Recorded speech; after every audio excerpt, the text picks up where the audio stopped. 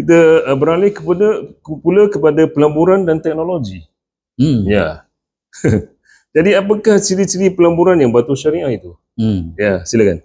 Ada dua di sini, pelaburan dan juga penggunaan teknologi dalam kewangan Islam. Pelaburan saya dah cerita tadi, mesti pelaburan itu yang patuh syariah lah.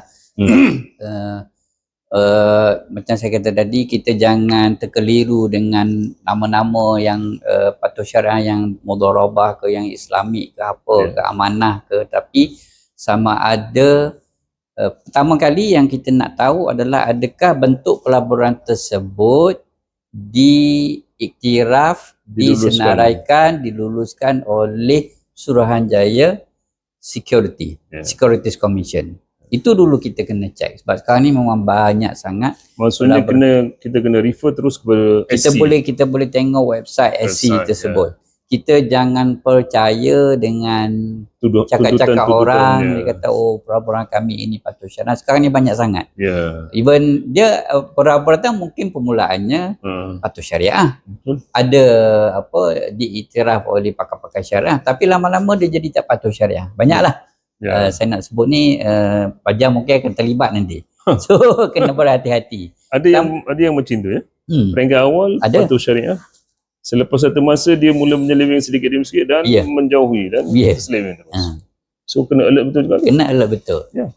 Jadi yang utama adalah dia mesti disahkan oleh Securities Commission. Di Malaysia ini orang kata badan pengawal untuk semua bentuk pelaburan adalah Suruhanjaya Securities Commission. SC. Jadi kena tengok website dia tu. Ada tak bentuk pelaburan ini, ada tak dalam senarai? Kalau tak ada, better don't. Kita tak mau nanti tiba-tiba tertipu, kena scam. Duit dah hilang. Masalah tu. Apa lagi? Itu dari segi IT, teknologi. Sekarang ini perbankan sama ada Islami ataupun konvensional memang terpaksa ataupun untuk survive memang kena ikut perubahan teknologi. Semua bank sekarang bersama-sama menggunakan IT, AI, contoh macam fintech. Sekarang ni even ada bank digital pun. Contoh RYT Bank. RYT Bank tu contoh kita nak transfer, kita hanya bagi tahu je voice, tolong transfer RM100 ke akaun so and so, tu dia buat. Kita tak perlu type.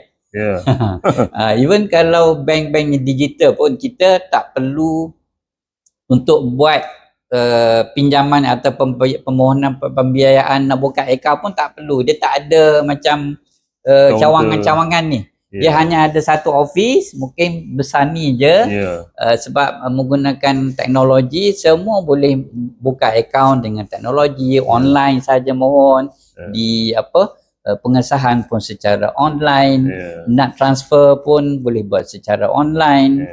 Itu IT, dia tak ada masalah. Dari segi ni tak ada masalah, asalkan kontraknya sama. Sebab itu merupakan alat saja. Itu IT ni alat saja. Dan kita gunakan untuk patuh syariah. Betul. Penggunaan apa yang patuh syariah lah. Jadi teknologinya tu perlu digunakan senari dengan syariah ya. Ya. Bukannya yang sebaliknya lah.